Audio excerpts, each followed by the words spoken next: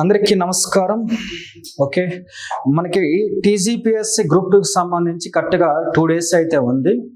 చివరగా అంటే ప్రతి ఎగ్జామ్ ముందు కూడా మీకు కొన్ని సజెషన్స్తో వస్తుంటాయి కదా.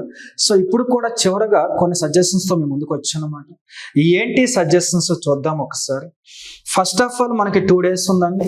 మీకు చాలా ఫెచ్చింగ్ అంటే బెనిఫిట్ ఏమైందంటే గ్రూప్ 3 తర్వాత గ్రూప్ 2 ఉండటం, గ్రూప్ 3కి గ్రూప్ 2కి ఒకటే సిలబస్ ఉండడం చాలా ఫెచ్చింగ్ అయింది. అంటే మీరు గ్రూప్ 3కి బాగా చదివారు కాబట్టి మీరు కొత్తగా ఇక్కడ మూమెంట్ ఒకటే పెంచారు. అది కూడా హిస్టారికల్ పార్టే కాబట్టి నిజంగా భయపడేంత సబ్జెక్ట్ కాదు అది. సో మీకు కొత్తగా అంటే టైం స్పెండ్ చేసి ఏదైనా చేస్తామంటే ఏం లేదు.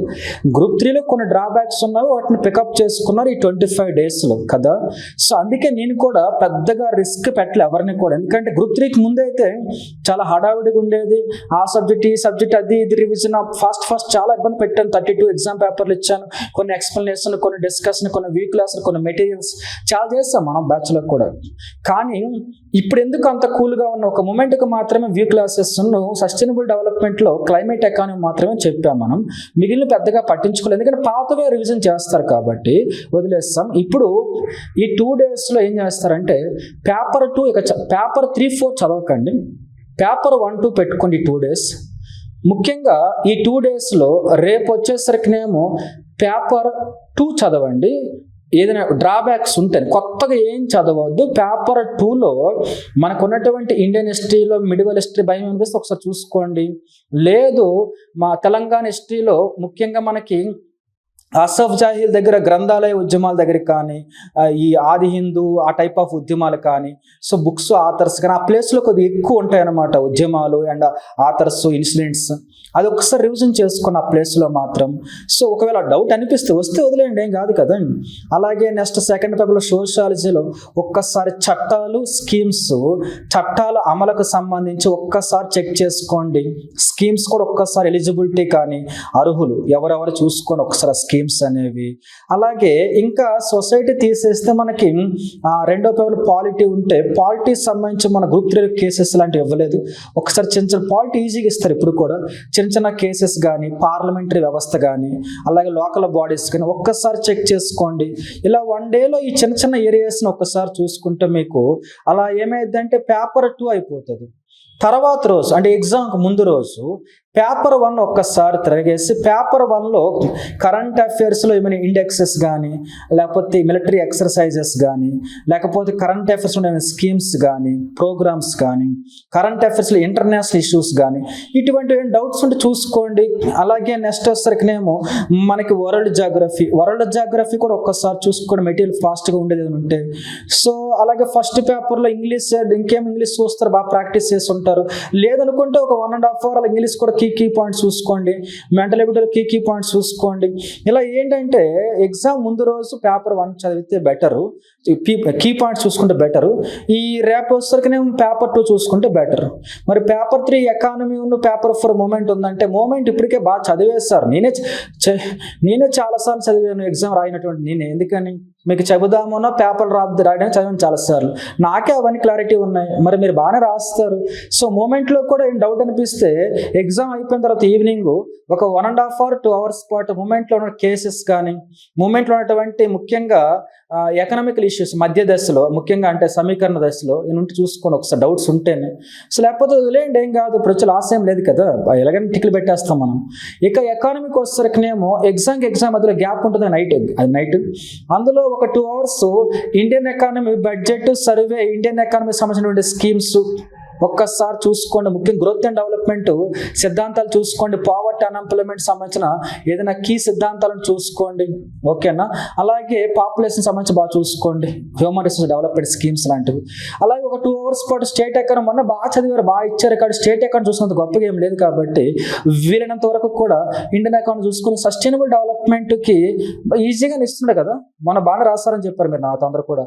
ఒక 18-19 క్వశ్చన్స్ ఇస్తే 15 పైన రైట్ అయినాయి అంటున్నారు. ఓకే, అలాగే చేయండి. అదే మెటీరియల్ ఉంది కదా, క్వశ్చన్ పేపర్స్ ఉన్నాయి కదా, ఒక రివిజన్ ఇవ్వండి. కాబట్టి ఏంటంటే బర్డెన్ తీసుకోకండి ఫస్ట్ ఆఫ్ ఆల్. ఓకేనా, చాలా ఇంపార్టెంట్. నేను గ్రూప్ 3 అయిన తర్వాత నా దగ్గరికి రోడ్డు మీద వెళ్తున్నప్పుడు కానీ దాని ఏమంటారు నేను అక్కడ ఉన్నప్పుడు కానీ చాలామంది చాలా చాలా సీనియర్ స్టూడెంట్స్ కూడా వచ్చి పేపర్ 2 బాగా రాసాం. గ్రూప్ 3లో పేపర్ 2 ఈజీగా ఇచ్చారు. ఎవరన్నా నేనే కదా, మా ఊర్లో అబ్బాయి కూడా బాగా రాస్తాడు, పేపర్ 2 ఈజీగా ఇచ్చారు. సో అందరూ పేపర్ 2 బాగా రాస్తామని. పేపర్ 3లో ఇండియన్ ఎకానమీ కొద్దిగా ఇంకా బాగా రాయలేదని, ఈ స్టేట్ ఎకానమీ బాగా రాస్తామని. అది స్టేట్ మొత్తం అందరూ భావించే మాటలే. సీనియర్గా నువ్వేం నేర్చుకున్నావు ఇన్ని రోజుల పాటు అది చెప్పడం లేదు. అంటే నాకు అర్థమైంది ఏంటంటే ఈ ఎగ్జాములకు వచ్చేసరికినేమో సీనియర్స్ లేదు, జూనియర్స్ లేదు. బాగా ఎవరు చదివారో లాస్ట్ ఒక 1.5 year నుంచి 2 years నుంచి వాళ్ళే మ్యాక్సిమం గెటిన్ అయిపోతున్నారు. కాబట్టి మరలా చెబుతున్నా, మన పిల్లలు ఎవరు చెప్పారు మొన్న అప్రాక్సిమేట్గా 100 వస్తున్నాయని చెప్పేసి ఆ ఎగ్జామ్ అయిపోయిన తర్వాత కలిసిన తర్వాత చాలామంది చెప్పారు నాతో 100 దాకా వస్తున్నాయి, 100 దాటిస్తున్నామని. సో ఎకానమీ బాగా వచ్చిందన్నారు, ఇండియన్ ఎకానమీ మన ప్యాటర్న్ వచ్చిందని చెప్పారు. మంచిదే కదా. సో అదే కాన్ఫిడెంట్గా వెళ్ళండి. నాకు తెలిసేపటికి అన్ని ఎగ్జామ్ పేపర్ రివిజన్ చేస్తుంటారు.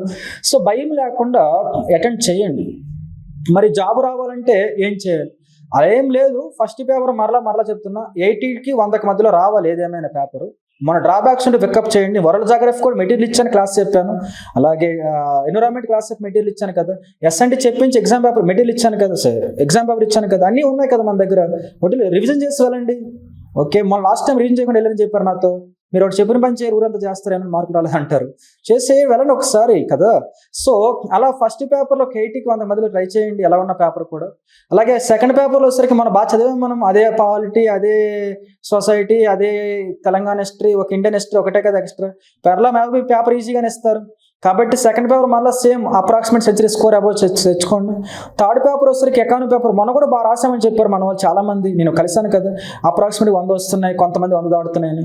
మరి అదే స్కోర్ మెయింటైన్ చేయండి. ఎకానమీ పేపర్ ఏమవుతుంది, మనకి బలం వేస్తే సస్టైనబుల్ డెవలప్మెంట్ ఉంది కదా, క్లైమేట్ ఎకానమీ మనకి అది బలం కదా. ఇండియన్ ఎకానమీ కూడా బలమే కదా మన అందరితో పోలిస్తే. సో స్టేట్ ఎకానమీ అందరికీ ఎక్కువగా ఉన్నాం. సో కొద్దిగా కాన్ఫిడెంట్గా ఉండండి. ఓకే, సో మళ్ళీ సేమ్ స్కోర్ మెయింటైన్ చేయండి, సరిపోద్ది కదా. పేపర్ 4 మూమెంట్ అంటారా? ఓకే, మీ ఓపిక. మూమెంట్ 110 వరకు గెయిన్ చేయాలి. క్వశ్చన్ ఫ్రేమింగ్ అయినా మారితే స్కోర్ తగ్గుతుంది.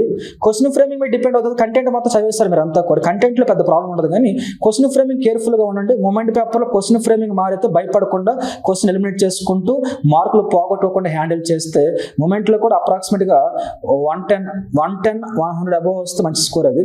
ఇలా ఏంటంటే 4 పేపర్ల మీద లాస్ట్ టైం లాగా 440 450 అవసరం లేదు, కానీ కొద్దిగా 400 మంచి స్కోర్ ట్రై చేయండి. ఓకేనా, భయపడకుండా ఉపయోగించుకోండి. నేను కొత్తగా సలహాలు గ్రూప్ 3 గురించి చాలా సలహాలు ఇచ్చాను. ఇప్పుడు ఎందుకు ఇవ్వడం లేదంటే ఇప్పుడు ఎలా ఉందంటే ప్రీ ఫైనల్స్ మొత్తం చూసేస్తారు.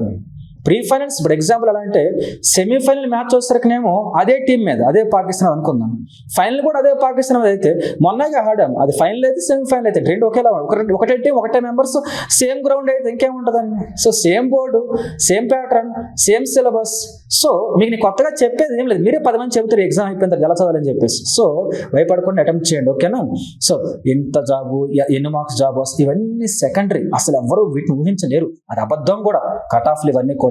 అందుకే మీకు ఈరోజు కట్ ఆఫ్ గురించి చెప్పలేదు నేను, ఎందుకంటే అదొక పెద్ద సోదంతా కూడా. మీరు పట్టించుకోకండి, మీ పని మీరు చేయండి. ఎగ్జామ్ రాసిన తర్వాత మిగిలిన మాట్లాడుకుందాం. ఓకేనా, బాగా రాస్తారనుకుంటున్నా. ఓకే, మరి నా పేరైతే నిలబెట్టండి. అందరూ కూడా బాగా రాయండి. మ్యాక్సిమం కూడా కాన్ఫిడెన్స్ చాలా ఇంపార్టెంట్. పేపర్ మేనేజ్మెంట్ చాలా ఇంపార్టెంట్. ముఖ్యంగా ఫస్ట్ పేపర్ చాలా ఇంపార్టెంట్. మేనేజ్మెంట్ అనేది మంచి స్కోర్ రావాలి. కరెక్ట్గా మళ్ళీ తర్వాత బాగా అటెంప్ట్ చేయండి. అందరికీ ఆల్ ది బెస్ట్. ఓకే.